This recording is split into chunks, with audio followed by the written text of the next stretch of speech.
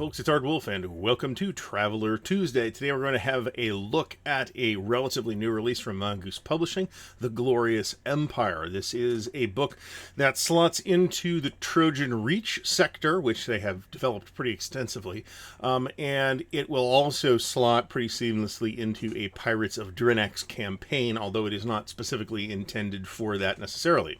So we're going to take a look at this in PDF, and here we have the very nice looking PDF of 162 pages. So it's not an enormous book, but it's pretty good sized. We have, I think, a better than average table of contents for Mongoose Traveler 2nd Edition product. But before we actually start pulling through the book, let's talk a little bit about what is the Glorious Empire, because you may not have heard of it until Mongoose started talking a lot about the Trojan Reach sector. It was not something I was familiar with. So here is the Trojan Reach, where I'm looking at travelermap.com, which I really would like to do a video on at some point, but not today. So this is the setting of a Pirates of Drinnax campaign, which is a great campaign that Mongoose has published and has published a lot of supplementary material for, and they have done a lot of other material in the Trojan Reach sector to the point where it's almost as well developed, I think, as the Spinward Marches, which is the traditional stomping grounds of Traveler characters. So up here in the upper right we have Third Imperium space. This is what you think it is. This is very similar to the great majority of the Spinward Marches, where it's kind of a frontier type area, but it's also, you know, firmly within the control of the Third Imperium. Down here in the lower left we have the Aslan Hierat. Now the Aslan are a major race in the official Traveler universe, and we've talked about them before. We'll get into that a little bit, but check out the Aliens Uncharted Space book that we did flip through of some time ago if you want more detail on that. And what the Glorious Empire is a breakaway splinter of the Aslan Hierat. They see themselves as the inheritors of this ancient tradition, which includes some fairly nasty business like slavery. They are, as are all states based on slavery, their economic system is fundamentally unstable and can't really compete with the non-slaver states around it. So the Glorious Empire is about to disintegrate, right, as the campaign starts. And of course, in like canon, canon Traveler metaplot, I don't even know what would happen to them. They may actually have disintegrated by the time that the rebellion happens, but nobody's beholden to that anymore. That's a big part of the reason why Mongoose has set its stuff in or around 1105. The rebellion starts around 1120. Don't quote me on that. It's plus or minus 2 or 3 years. So the Glorious Empire is kind of situated in the Trojan Reach as kind of the obvious bad guy empire. But as you know, as the bad guy, they're probably going to collapse, which will change the face of the entire sector and certainly of this subsector, which they control, you know, pretty close to half of. So let's flip back to the book and start looking at the book itself, okay? And again, you know, super helpful if you're running the Pirates of Drinnax, but even if you're running a regular Traveler campaign in the Trojan Reach sector, this is going to be a very valuable book. At least as valuable as, say, a book on the Darians or the Sword Worlds would be if you're running in the Spinward Marches. So we got 162 pages. We have classic Traveler credits, which include some folks that I don't normally see credited, including Winston Hamilton, the late Winston Hamilton, Paul Banner, Doug Poe, David McDonald, Scott Renner, Tony Svajlenka, I'm not sure, and the classic Traveler credits: Mark Miller, Lauren Wiseman, John Harshman, Frank Chadwick, and Daryl Haney. Author of this book is Christopher Griffin, who has written quite a bit of material for Mongoose Traveler over the years. So, and we've got some additional credits, which we're not really going to go into. Special thanks include the late Lauren Wiseman as well, whose absence is still keenly felt. All right, so we have an introduction here. Why the Glorious Empire? This is, you know, considered, these guys are considered like, whoa, hands, you know, we don't want anything to do with these people, by the Aslan Hierat. And well, that's not even necessarily true. The Glorious Empire is considered like a threat. And this actually talks about that.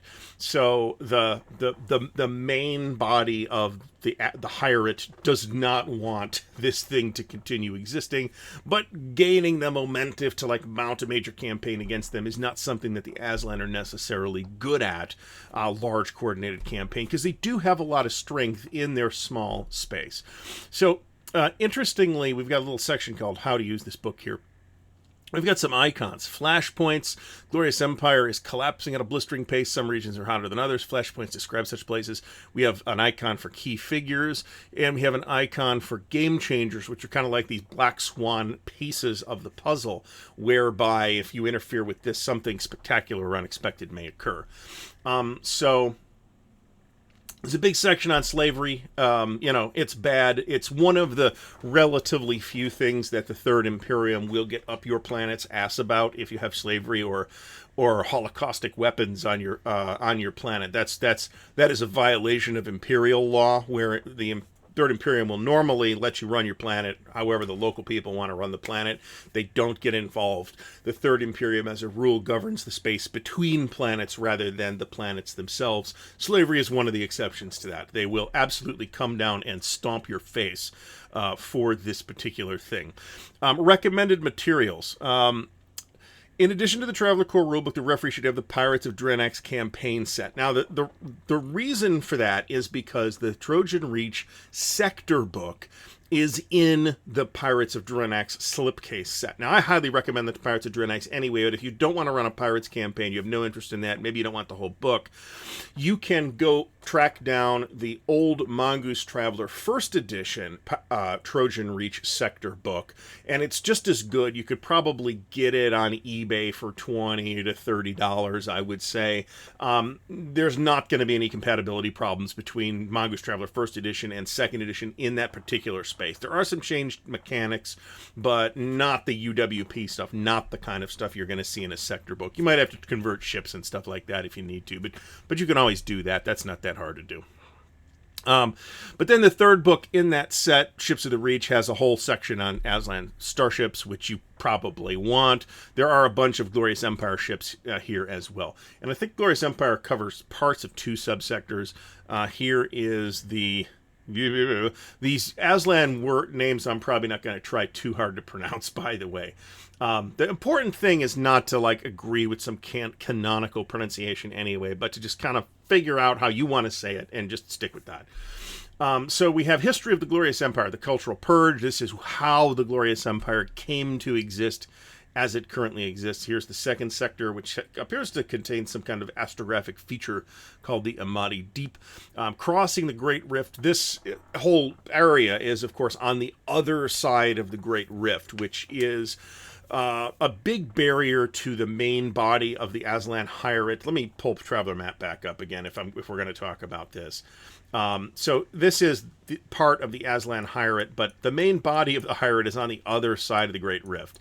And projecting the bulk of its power to the other side over here creates logistical problems, which is one reason why the Glorious Empire is still allowed to exist. It's kind of one of the things that I mean by it's kind of hard to get them going on a big offensive campaign, like a big coordinated offensive campaign, as opposed to Ahate just kind of marching in and landing somewhere and saying, this is ours now. So that's what we mean by that. So there's a big section on Crossing the Great Rift. As usual, we're going to get quite a bit of, this is actually super interesting on its own. This is the J5 route. If we hop back over, we'll see there's this Jump 5 route that crosses the Great Rift, and this is the route by which the Aslan have colonized this big area. And the Aslan are naturally territorial, as we've discussed before. This actually gives us a whole little thing on, the J5 route and what happens there. That's actually pretty cool. And it's all the Rift Span Reaches sector. So here's the genesis of the Glorious Empire, and as you can see, it's a little bigger than it is today. But it's it's in the middle of falling apart. This is the Regent and the Emperor section, little sidebar here with a people icon. Getting a lot of history here. They do actively, aggressively raid for slaves, by the way. This works out to be a good thing to juxtapose against your piratical activity if you're running a Pirates of Drenax campaign. The Trojan Reach sector is like a better sector for pirates for this particular pirate campaign anyway, because it's got a much bigger sort of no man's land between large empires than the Spinward Marches does. The Spinward Marches does have a decent chunk of like independent and unclaimed worlds and client states and that kind of stuff, but there's a much bigger space for that in the Trojan Reach. Exploring the Glorious Empire, it has 13 star systems left.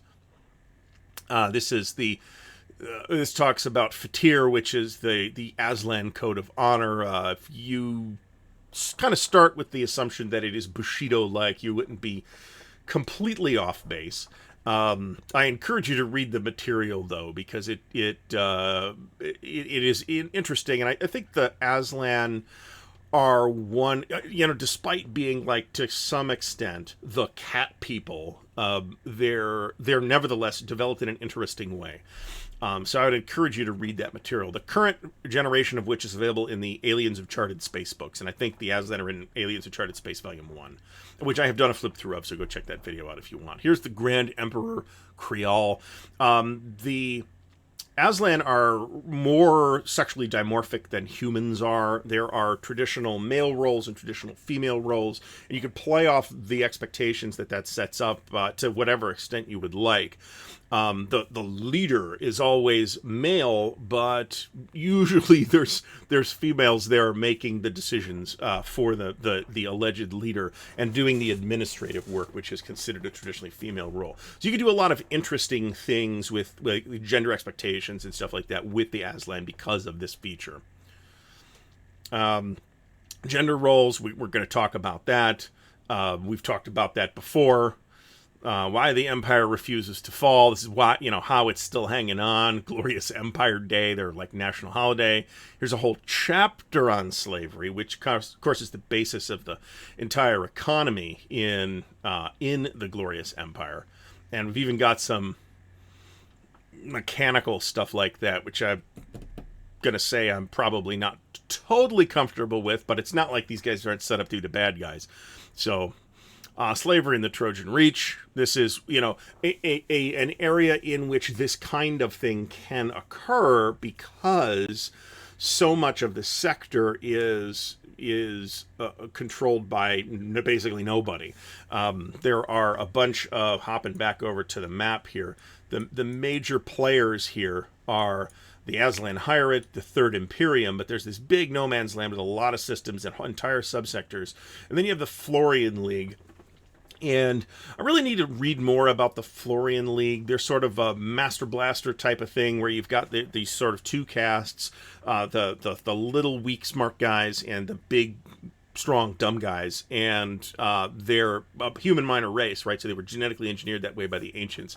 There's also hints that something weird was going on, and I'm trying to figure out where that material is. You also have these sort of three minor states: the Senless Foederate, the Belgardian Sojournate, and the Strend Cluster, that can kind of be minor powers that maybe you're trying to turn into less minor powers.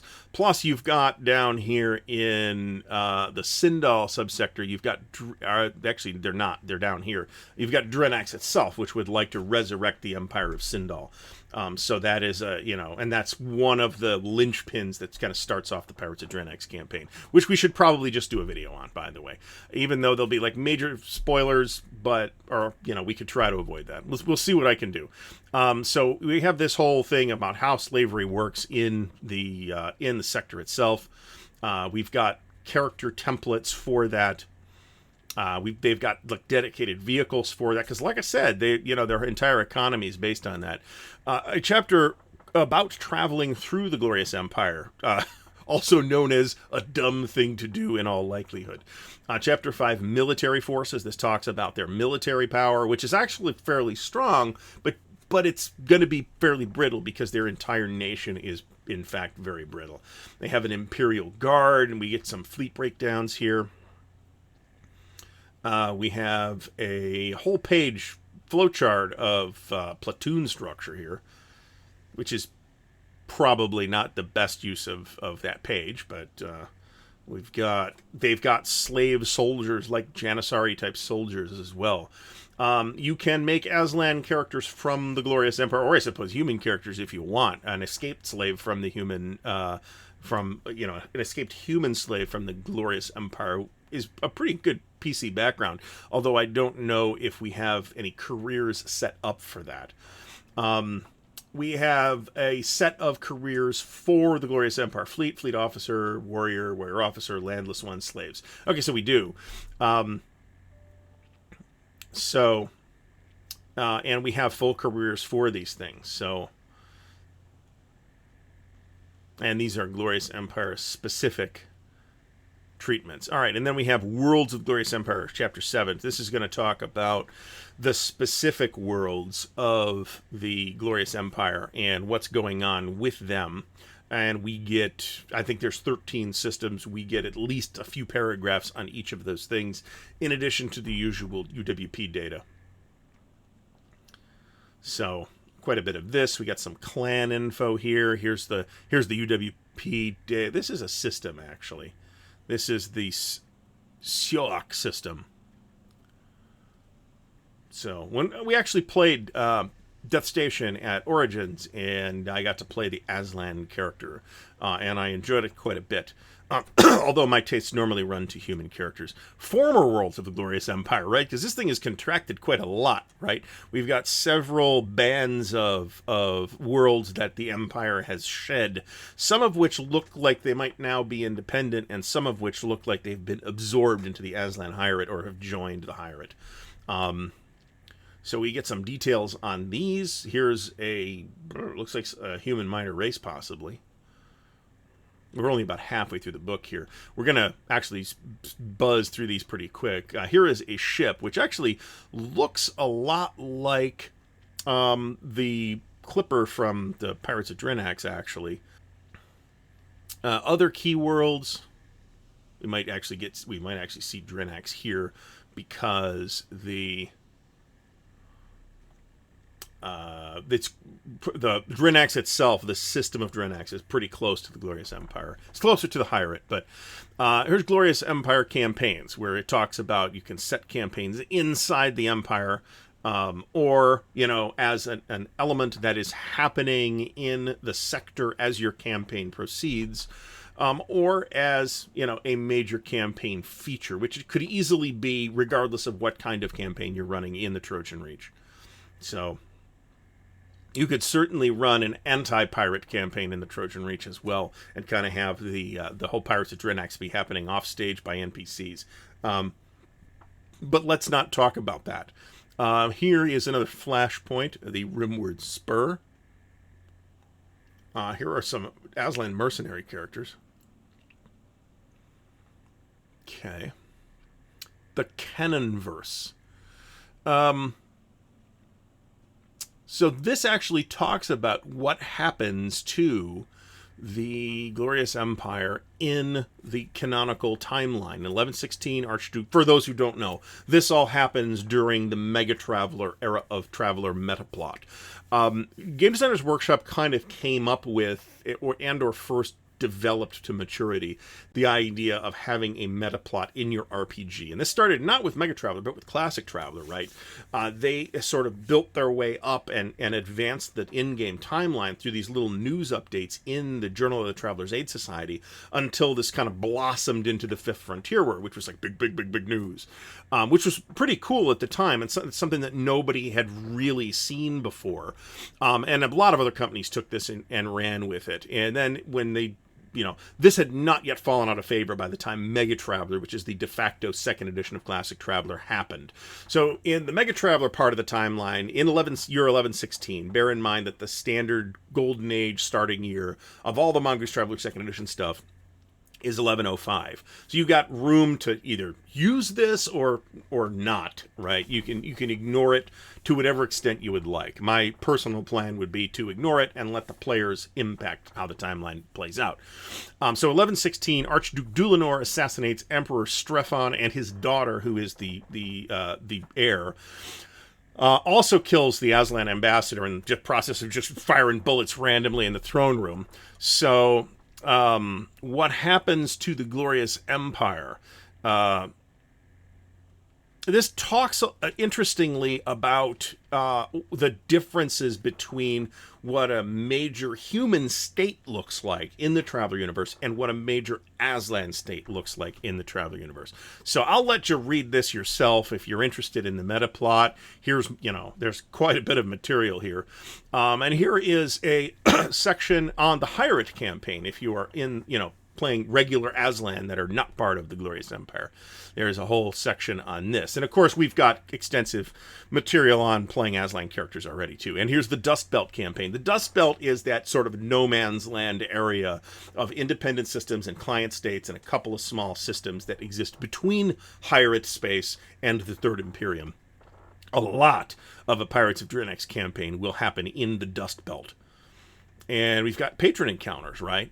There was a point at which I should actually do a video on patron encounters, to be honest. But these are good patron encounters for Mongoose Traveler Second Edition. Let me put it that way. And then here is, a sort of event structure for the Glorious Empire collapsing. And here's a big section on using TravelerMap.com, which is a really super weird place to put this, to be honest. This particular chapter should really be like a free download on Mongoose's site, to be honest. I don't object to them putting it in a physical book either, to be honest. I've tried importing my own sector information to Traveler Map, and it has yet to actually work. So I will read this section with interest. Central Supply Catalog for Glorious Empire. So here's a bunch of new gear. You can always use more gear. Although I would certainly also like to see a consolidated and, here's a book with all the gear. Here's some more ships is another thing. I'd like to see a book with all the ships, or at least an index of all the ships in various books, which, almost every book's got ships in it. Here's a 200,000 ton Glorious Empire battleship. I admit to curiosity about the economic infrastructure that allows building these really big ships like battleships and dreadnoughts. I think some assumptions are made there when we say that this small state, this has like 6 worlds, Glorious Empire is bigger than that, has these 200,000 ton battleships. I'm like, how many of these can they afford to build? I know that's the standard ship of the line type of ship, but you got to wonder what the economic infrastructure for that looks like, and that is something that I would like to see better development on. We really haven't seen a whole thing on that since GURPS Traveler, Star Trader, Far Trader, which kind of made an effort to build an entire economic layer on top of everything else. But even that didn't talk about that. But, that's something for the future. So that's the whole Glorious Empire book. So hopefully you found this video interesting and or entertaining and or useful. If so, please do give it a thumbs up, and please do help support the channel by subscribing and all that jazz. The book is now available in print, so if you want to order it, if you're one of those people that wants to wait till it's available in print, if you get it directly from Mongoose, you get the PDF as well, which I've always found fairly handy. So I want to give a special shout out to the patrons of Ardwulf's Lair, without whom this type of content and other types of content would not be possible. So thank you, patrons. Again, thanks for watching, and until next time, happy traveling.